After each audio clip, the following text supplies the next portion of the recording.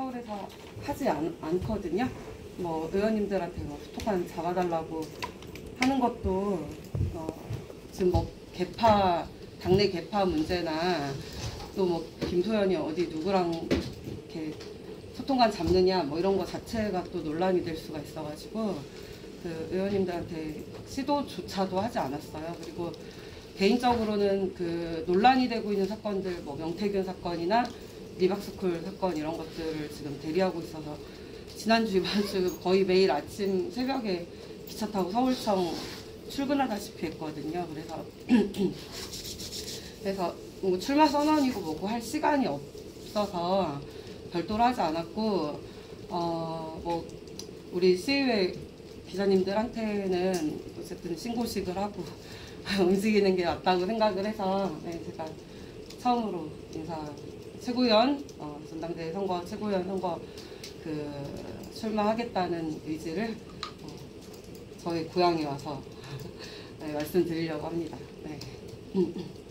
그리고 뭐 이번에 당내 사람들에 대한 지금 뭐 극우몰이가 굉장히 심해져가지고 이렇게 김소연은 이제 중도로 분류되지 않을까 네, 이런 생각이 좀 들거든요. 근데 지금 이번 전당대회는 계엄과 탄핵을 치른 국민의힘을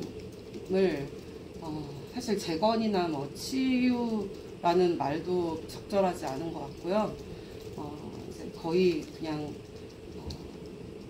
파괴하고 새로 만드는 수준의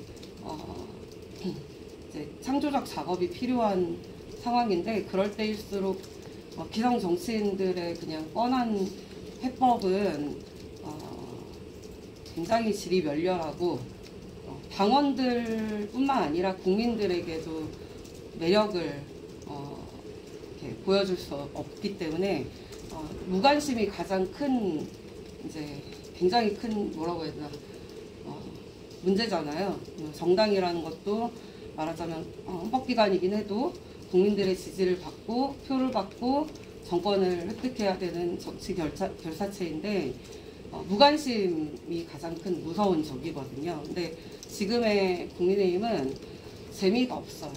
제가 너무 싫어하는 이준석 그 당 지도부 체제일 때보다도 훨씬 더 재미가 없고 아무 이슈도 창출하지 못하고 그리고 원내 의원들은 특검의 표적이 될까봐 튀는 행동을 하고 문안돌 정맞을까봐 숨죽이고 있는 상황입니다. 네, 그래서 그럴 때일수록 해법을 그냥 뻔하디 뻔한 그런 해법이 아니라 우리 의회 기자님들은 제가 시의원 할 때 익히 봐오셨겠지만 창의적이고 창조적이고 그리고 합법적인 그리고 신박한 방법으로 당을 혁신하고 또 개혁하고 국민들에게 설득을 해야 된다라고 생각을 하고 그 일을 할 사람은 김소연밖에 없죠. 누가 뭐라고 해도. 요새 이제 장동혁 의원이 인기가 좀 많아지고 있는데 제가 개인적으로는 김소연이 하는 일을 한 2년, 3년 차 시간차 주고 지금 트레이싱 하는 거 아닙니까? 2년 전, 3년 전 시간차 주고 저를 따라하잖아요. 제가 진작에 말씀드리고 문제라고 생각했던 부분들 진단하고 혁신해야 된다. 특히 이제 구체적 입법으로는 제가 시의원 하던 시절에 자유한국당 그리고 바른미래당 정책위 의장이나 원내대표님들 의원님들에게도 계속적으로 말씀드렸는데 우리 이장우 시장님 당시 의원일 때도 제가 드렸는데 예를 들자면 시민단체들 좌파 시민단체들이 지금 단지 이념 조직이 아니라 생계형 먹거리 조직이 됐기 때문에 이들이 당연히 민주당을 선거운동을 하고 민주당과의 어떤 한몸이 돼가지고 결사체가 될 수밖에 없는 그 구조를 혁파하지 않으면 국가 재정이 들어가는 일이라서 얼마든지 할 수 있는 일이거든요. 근데 이런 것들을 하지 않으면 평생 동안 국민의힘은 뭐 어떤 그 일시적인 지역마다의 인기몰이는 할 수 있을지언정 큰 틀에서 정권을 안정적으로 획득하고 유지하는 일은 불가능하다라고 저는 이제 시의회 고작 시의원 하면서 대전시 예산만 봐도 그게 보였고 그게 전국 단위로 당연히 일어나고 있는 일이라는 것도 이렇게 중앙 정치를 조금 경험하면서 확인했기 때문에 그 부분을 근본적으로 바로잡아야 된다고 몇 년간 얘기를 했는데 단지 이걸 뭐 무슨 좌파 시민단체들을 이렇게 미워서 하는 일이다라고만 네 편 내 편으로 생각하고 굉장히 가볍게 치부를 했거든요. 근데 이런 부분들을 근본적으로 어떻게 해결해야 되는지를 충분히 지금의 인력 병력으로는 충분히 가능합니다. 예를 들면 국민의힘 전국의 17개 지자체 중에서 아직 12개 광역단체장을 지금 하고 계시고 그리고 그 밑에 광역시구의원들 그리고 그러니까 시의원들 기초구의원, 군의원, 시의원들 계신데 그 병력이 수천입니다. 네. 수백이려나? 잘 네, 수백 명이려나? 아무튼 그 정도 인력이면 전국에 예를 들면 다단계 조직으로 하면은 충분히 전 국민을 설득하고도 남을 만한 조직이거든요. 그분들에 대한 여러 교육과 그분들이 어떤 역할을 해야 되는데 시의원, 구의원이 국회의원, 지역구 국회의원들 따라다니면서 행사장 가서 인사하는 게 일이 아니다.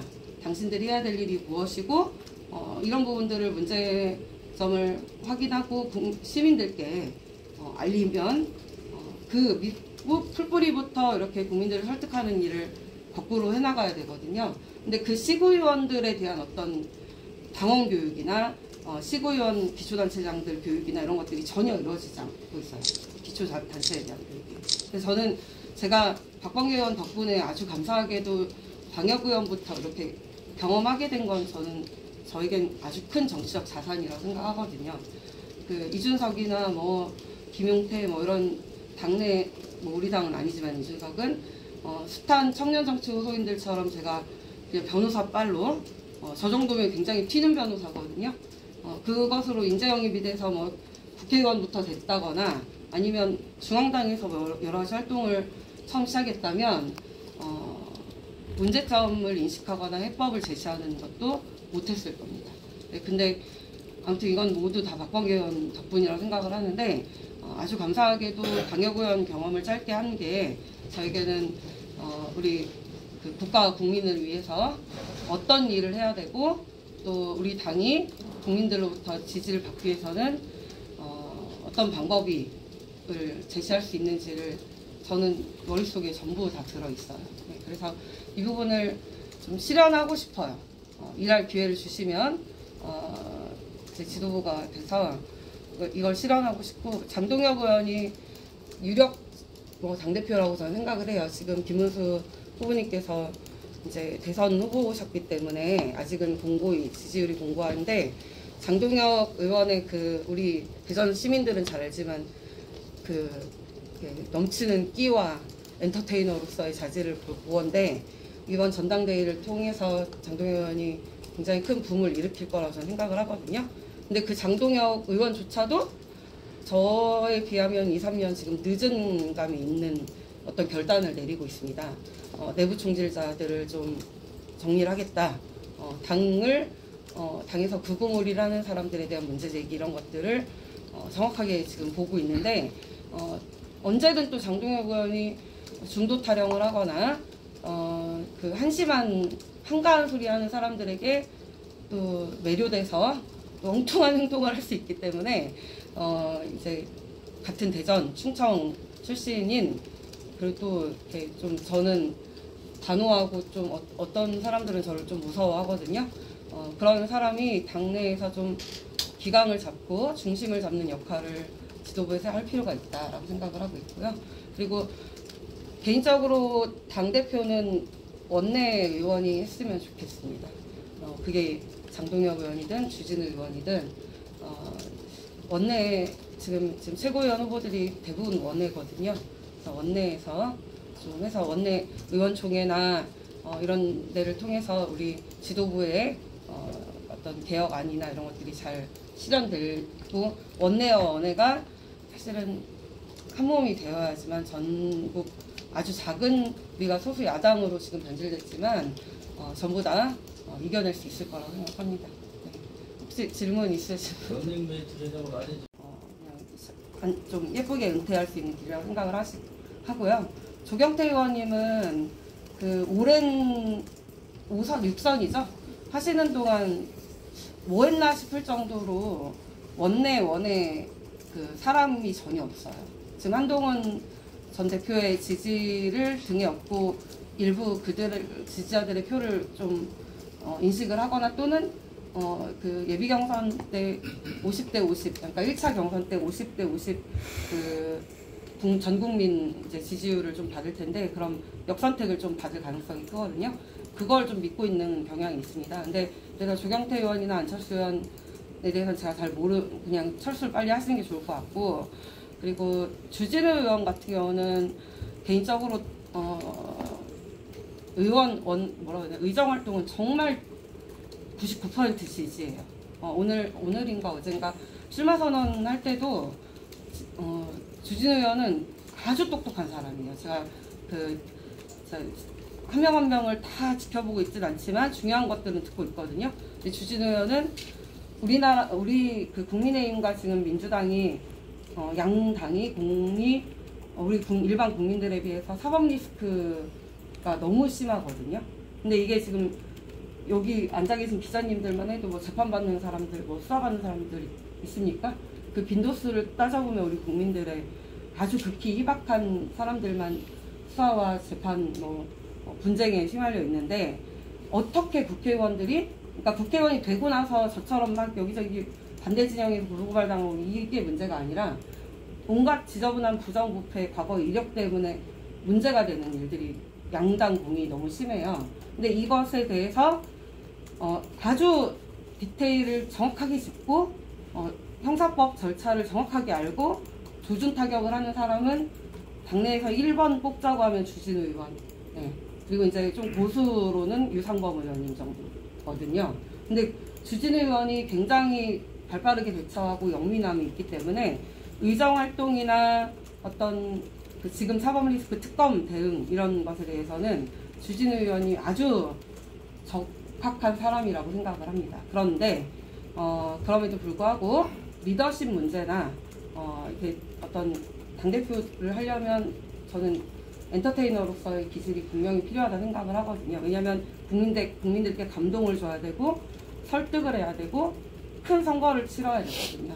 그럴 거면 이렇게 좀 약간 샌님 같이 이렇게 똑똑하게 일하는 사람보다는 때로는 좀 개그맨도 되고 때로는 또 연기자도 되고 이렇게 할 수 있는 사람이 필요한데 저는 이렇게 수년간 지켜봐온 결과 장동혁 의원은 진짜 인물이라는 생각을 하고 있습니다. 제가 엄청 비판 많이 했는데요. 왜냐면 지난 3년간 본인도 잘못했어요. 그 이준석 찬양하다가 한동훈 삼행시 짓고 아니라고 분명히 말을 해도 이제 그게 순진한 건지 아니면 그 양지 판독기라서 그때그때 양지를 잘 빨리 발빠르게 잘 가는 건지는 모르겠고 정치적으로 봤을 땐 제가 비판을 하는 게 웃을 만큼 그분이 승리한 거거든요. 모든 양지는 다 찾아다녔으니까. 근데 아무튼 그 자질 자체가 당대표로서 지금 우리 국민이 전 국민에게 어필하기에는 굉장히 장동혁의 어떤 리더십이나 또는 외모나 그 성정이나 쇼맨십이 지금은 좀 필요하다고 생각을 해요. 우리 김문수 장관님은 저랑 그냥 동지 친구라고 여길 정도로 친분이 있거든요. 그분이 굉장히 고압적이지도 않고 연세가 저희 아버지보다 더 많은데도 굉장히 민주적이고 아주 훌륭한 분입니다. 그런데 김문수 후보님 개인이 문제가 아니라 개인은 교육장을 과시하고도 남을 만큼 최고위를 하든 뭐를 하든 잘하실 분이에요. 그리고 김문수 후보님이 정말 놀라우신 거는 보통은 그 정도 연배에 그 정도 자리에 있었던 분들은 밑에서 일어나는 일에 대해서 모르거든요. 그래서 십상시들이나 어떤 뭐 소위 말하는 핵관들한테 이렇게 잘 이렇게 휘둘리는데 김문수 후보님은 맨 아래에서 일어나는 일까지 다 아세요. 제가 그걸 몇 번을 확인했거든요. 그럼에도 불구하고 오랜 기간 정치해온 동지들이 옆에 포진해 있어서 그 사람들의 힘을 무시할 수 없어요. 그럼 결국에는 국민의힘은 혁신의 길로 갈 수 없을 거예요. 그 관문을 통과하지 못해서. 그래서 지금 날 것 그대로 아직 내 사람이 없는 장동혁이 조금 더 적합하지 않느냐라는 생각을 저는 하고 있고요. 개인적으로는 제가 이러쿵저러쿵 문제 제기하고 좀 싸우기도 하고 단호하게 좀 자기 주장도 해보고 할 수 있는 대표로서도 장동혁 의원이 저한테 조금 더 편해요. 그냥 같이 뭐 활동도 했었고 대전 충청 생기기도 좀 좋을 것 같고요. 네, 그렇습니다. 저기 다시 네. 최고위원으로 돌아가서 네네네. 아까 원내가 좀 됐으면 좋겠다라는 서설 좀 깔려 있었던 거고. 네네. 최고위원 후보로서 지금 우리 김태현 의원은 원외잖아요. 네. 대부분 또 원내 사람들도 많이 나올 테고 네. 선수 좀 있는 사람도 나올 수도 있고. 네. 그렇다 보면 객관적으로 봐서는 좀 밀리는데. 네. 객관적으로. 네네. 그래도 김수현이가 최고위원이 돼야 될 장점하고 뭐 당위성이 있다면은 뭐가 있는지 네. 어필 좀 한번 해보세요. 네.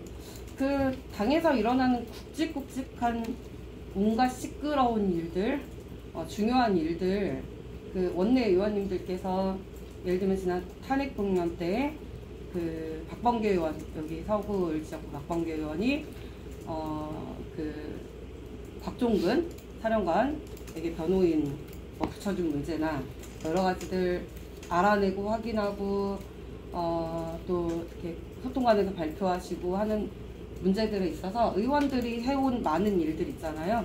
자, 누구 이름을 굳이 거명하지 않아도 그분들이 한 일들은 제가 뒤에서 다 백업한 일들입니다. 네, 그거는 명백한 증거가 있고 의원들께서도 다 인정하는 부분인데 제가 매번 그거를 어디 생색내거나 발표를 하거나 내가 한 일이라고 막 이렇게 잘난 척을 하거나 하지는 않았거든요. 근데 저는 이 얘기를 왜 하냐? 의원님들하고 소통이 아주 활발해요. 네. 지금도 뭐 어제도 오늘도 제가 무슨 막 이렇게 어떤 정치적 왕따인 줄 아는 분들이 많은데 이렇게 지자체장들 전국에 계신 시장님, 뭐 도지사님들 그리고 원내 의원님들하고도 각 위원회별로 다 소통하고 있고 제가 필요한 자료가 있으면 의원님들께 말씀드려서 받은 다음에 분석해서 위원회에서 확인하고 발표할 수 있게 도와드리기도 하고 특히 명태균 뭐 여러 리박스쿨 중요한 일들 있잖아요. 웬만한 당을 흔들 만한 큰 사건들에 있어서 원내에 계셔서 나서지 못하는 한계가 있었던 문제들에 있어서 저는 제 변호인의 라이센스를 기꺼이 국민과 당을 위해 헌신했거든요. 네, 그런 부분들 정치력으로는 제가 원내 의원들보다 못하지 않다 생각해요. 그리고 300명 중에 지금 107명 의원들 중에 한 절반은 우리 국민들이 이름 모르는 사람들일 텐데요. 김소연 모르는 사람들은 많지 않을 겁니다. 네. 비상계엄으로 인한 그 네. 탄핵이라든지 네네. 내란이라는 게 정책이 좀 있는데 네. 그 부분에서는 부당하다고 보시는 거예요? 저는 뭐 한결같이 입장은 그렇습니다. 비상계엄은 헌법에 정해진 절차대로 이루어졌고 헌법과 법률에 따라 폐지가 됐습니다. 대통령에게 비상 대권이 주어진 유일한 방법이었다고 생각을 하고 그것이 계엄령을 선포할 만한 사유였느냐 아니냐에 대한 판단은 헌법재판소에서 이루어지긴 했지만 저 개인으로서는 대통령으로서는 굉장한 절박한 대국민 호소였고 이 방법 외에는 더 이상 없었다라는 게 저희 정치적 생각이고 바뀔 여지가 없는 생각입니다. 아무리 저한테 뭐 저를 예를 들면 계엄 동조했다 이래서 구속수감 시킨다고 해도 저는 제 생각을 바꾸지 않을 거고요. 역사적 평가도 그래야 마땅하다 생각합니다. 왜냐 여러 가지 지금 의회라는 곳 대한민국 국회가 자기들의 헌법과 법률에 주어진 권한에 따라서 대통령을 쥐고 흔들었거든요. 행정부 수반을 쥐고 흔들었어요. 의정활동을 못하게 예산폭거, 입법폭거를 저질렀고 본 예산 편성을 하는데 다 삭감했잖아요. 그래놓고 하는 얘기가 뭐예요? 의회의 권한인데요. 왜? 이렇게 얘기하잖아요. 자, 마찬가지 원리로 대통령이 니네 그렇게 했어? 나 못 해먹겠네. 이렇게 생각하고 거부권을 계속 행사하고 본 예산 당장 집행을 해야 되는데 다 삭감해버리면 어떻게 국가 운영을 어떻게 합니까? 안 되겠다 생각해서 국민들에게 호소하기 위한 일환으로 본인에게 주어진 대통령으로서의 권한을 행사한 것 뿐이고요. 이것을 뭐 내란이라고 하는 거는 삶은 소대가리가 웃을 일이죠. 그렇게 하면 이재명이 내란입니다. 지금 오늘 관세 그렇게 미국에게 일방적으로 다 굴욕 관세 외교한 것이 내란 외환이에요. 이거는 그냥 주장일 뿐이라고 생각을 해요. 양쪽 다. 그 부분에 있어서 밀리지 않고 타당하게 합리적으로 반박을 하고 방어를 했어야 되는데 국민의힘은 지금 시체예요, 시체. 본인들이 엮인 일들도 많으시고 의원들 중에서는 제가 명태균 사건을 했기 때문에 잘 알거든요.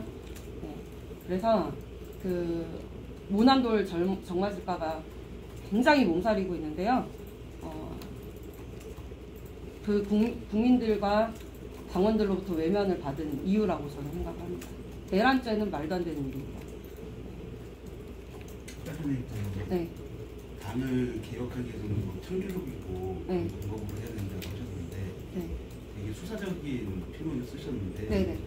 구체적인 의식으로는 뭐 엔터테이너 기질도 많이 네네. 얘기하셨는데 그거 말고 뭐 구체적인 기능을 어떻게 하시나요? 저는 그렇게 생각해요. 제가 좌파들이라고 표현한 소위 좌파라고 사람들이 얘기하는 그 민주진영 386들 중심으로 여기 386들 계시지만 이렇게 쭉 끌고 온 30-40년간 끌고 와서 지금에 이른 대한민국 민주당과 진보진영 민주진영의 대단함을 제가 좀 설명을 해드리면 그들은 시민운동이나 어떤 조직 활동으로 시작해서 국가 예산을 잠식을 했어요. 국가 예산을 탐한 것뿐만이 아니라 합법적으로 조례나 법을 만들어가면서 공식적으로 돈을 뽑아먹는 기술을 테크닉을 익혀왔거든요. 제가 시의원 할 때 그렇게 막았던 지역화폐도 결국에는 법제화를 해서 공식화했거든요. 사업을 말하자면 국가 안정적인 재정, 국가 재정을 가지고 지들 사업을 하는 거거든요. 근데 국민의힘은 저는 잘 모르지만 역사적으로 볼 때 기득권의 정당이었고 보수 정당이었기 때문에 이미 잘 먹고 잘 사는 사람들, 사회 기득권층들, 뭐 대표적으로 법조인들 또는 기업가들, 재벌가들 뭐 이런 사람들의 어떤 기득권을 옹호하는 것처럼 인식이 되어 왔고 실제로도 먹고 살만 하기 때문에 그 생계형 투쟁에 대한 방식과 어떤 이들에 대한 대응을 이해를 하지 못하고 있습니다. 그런데 저는 구체적으로는 이 부분을 혁파하지 않고 보급 창고를 깨지 않으면 절대로 수권정당이 될 수 없다고 생각해요. 일시적으로 정권을 창출해도 절대 오래 유지하지 못한다고 생각하기 때문에 지금 내란판, 뭐 개헌판, 특검판, 판을 짜놓은 데에서 놀지 말고 시선을 딴 데로 돌릴 필요가 있다고 생각합니다. 네, 그 부분에 대해서는 이 정도만 말씀드리고 구체적 방법은 제가 지도부가 돼서 실행을 할 거예요. 네, 국민들에게 다른 방식으로 어필을 해야지 쟤네들이 짜놓은 판에서 내란이네 특검이네 그거 아니거든 이렇게 해봤자 무슨 의미가 있습니까? 제가 예전에 나경원 의원님 보고 굉장히 좀 답답하고 속상했던 게 의원님 훌륭하신데 일본 전승절? 중국 간 건 뭐라고 안 하던지 일본 다녀온 걸 일본의 행사 한국에서 있었던 행사장에 갔던 걸 가지고 뭐 토착외군이 나베니 이렇게 막 갖다 붙였거든요. 근데 그거에 대해서 나 나베 아니야, 나 토착외군 아니야, 내가 어떤 의미가 있었고 나는 이런 활동을 한 사람이야 이렇게 답변을 하시더라고요. 근데 그거는 그들이 짜놓은 판에서 노는 거예요. 나 토착외군 아니야 라고 하면 나경원 토착외군 아님 이러고 또 기사 또 나잖아요. 그죠? 저는 슬로건에도 썼고 작년에도 그 출마 선언에서 얘기했는데 그냥 공격도 공격일 뿐입니다. 방어할 필요가 없습니다. 네. 공격 들어오면 공격하는 거예요. 네. 그걸 민주당이 정말 잘하고 사실 김문수 우리 후보님께 대선 때 굉장히 기대했던 부분들이 그런 거예요. 투사였거든요. 누가 뭐래도 끔짝도 안 하는 돌부처 같은 아무리 두들겨 패도 턱걸이하는 투사였고 반대로 예전 젊은 시절은 공격도 하셨는데 지금 요즘의 김문수는 방어하기 급급하지 않느냐라는 게 저의 조금 약간의 실망감이에요. 그리고 동지들이 저한테 그렇게 얘기를 하시더라고요. 그 시절 동지들이 문수 형님 실망이라고. 근데 저는 지금은 공격할 때다. 방어하나 마나 지지율은 밑바닥인데 방어하면 지지율 올라갑니까? 공격해야죠. 저는 그런 생각입니다. 지금 나이로는 네. 청년 최고위원 자격도 되죠. 네네 돼요. 근데 이번엔 그냥 일반으로 네네. 도전하는 거고 네. 여성목이 하나 있죠. 하나 있겠죠. 네. 네, 지금 유효의 전 최고가 네네. 그리고 두 한지아 분이시고. 의원이나 뭐 강선영 의원이나 몇몇 분들이 오늘 뭐 오후까지 어떻게 하실지 모르겠는데 5시 마감이죠. 네네. 네, 내년까지 제가 청년인데요. 근데 청년으로 도전 안 하시는 건 뭐 특별한? 저희 딸이 대학교 2학년인데 네, 청년이거든요. 근데 청년 엄마가 청년이라고 하면 좀 뭐 이제 방원성 당규니까. 네, 근데 그건 개인적인 얘기고 무게감이 다르잖아요. 저는 청년 정치에 대해서 아시겠지만 예전부터 반대해 온 사람이에요. 청년 정치인을 예를 들면 청년 최고위원 뽑으려면 노년 최고위원도 뽑아야 된다고 생각해요. 저는. 네. 청년 이야기를 하려면 신분이 청년이어야 된다. 말이 안 되는 얘기입니다. 청년 기간은 누구나 다 거쳐오는 기간들이거든요. 그리고 수직적인 소통이 가능해야 되는데 청년 최고위원이 되는 순간 청년 이슈에 묶여버릴 가능성이 크고 제가 여성 할당이나 여성으로서의 이렇게 좀 단수 공천 이런 것도 다 예전에 이제 거절이라기보다 어차피 못 받았지만 경선 그냥 치른 이유는 여성 하면 여성 이슈만 해야 되는 그런 한계가 있어요. 그러지 않아도 되는데 전 그럴 생각이 없어요. 네. 청년으로 나가서 청년 호소만 하고 싶지 않고 대한민국 지금 살기 팍팍하고 힘든 건 청년만 힘든 게 아니에요. 네. 지금 고독사하는 노인들 굉장히 많고요. 얼마 전에 대전에서도 늘 말씀드리지만 최근에도 또 일어났어요. 그 생활고로 일가족 자살하는 분들 아직도 계시고요. 중년도 힘들고 다 힘듭니다. 청년을 굳이 특별하게 취급할 이유는 저는 없다고 보고 다만 이들이 우리나라의 미래를 짊어져야 할 친구들이니까 이들을 정치적으로 키워줘야 될 필요는 있다고 생각해요. 네. 좀 아니다. 그저 2배 들어요. 청년 최고랑 그 일반 최고랑. 5년 전에는 청년으로 도전했었고. 네, 도전했고. 네. 그때는 원래 여성 최고위원 후보가 없었어요. 그래서 제가 그냥 최고위원 나가려고 했었는데 김인전 의원님이 끝까지 안 나가려고 했는데 주변에 강권으로 마지막에 결심을 하셨거든요. 그래서 의원님 최고위원 나가고 제가 청년 최고로 틀은 거예요. 그때도 작년에도 제가 주변인들 저도 이제 어쨌든 충청권 의원님들 중심으로 나가라고 권유를 받고 나간 건데 그 최고위원 도전하려고 했었어요. 근데 우리 김인전 의원님 여성 몫으로 들어가실 가능성이 커서 제가 청년 최고로 바꿨던. 최근에 여기 이제 대전 지역의 일이긴 하지만 대전시당 네. 당직자 한 사람이 성착취 문제로 굉장히 지금 구설에 많이 올라오고 언론에 비판도 받고 시민단체에서 지금 네. 시당 차원에 사과하라 요구하고 있는데 어떻게 드세요? 글쎄 그 사람 제가 누군지를 아예 몰라가지고 근데 뭐 대변인 그런 거였나요? 네, 근데 그 이상민 시당위원장 체제 하에 대변인 새로 되신 분이죠. 그렇죠. 네, 그래서 약간 그런 게 있어요. 지금 시당이 약간 엉망으로 보여지는 게 우리 이상민 시당위원장님이 그 민주당에서도 지역위원장도 하셨고 그 오랜 중견 정치인으로 활동을 하셨던 분이어서 그쪽 이제 민주당에서 이탈하신 분들이 한꺼번에 대전시당에 합쳐져서 약간 화학적 결합이 잘 안 되고 서로 싸우거나 분쟁 이런 건 없습니다. 그런데 서로 몰라서 이질적인 게 있거든요. 그래서 그분이 어떤 분인지를 잘 모르겠고 네, 만약 굉장히 좀 독특한 약간 아니 그때 양홍규 때 영입한 거 아니에요? 아니 근데 어쨌든 민주당에서 네. 어차피 마이너는 국민의힘 부담받으려고 하겠다고 그러니까 네네. 최고위원 되시면은 네. 이건 책임질 일이야.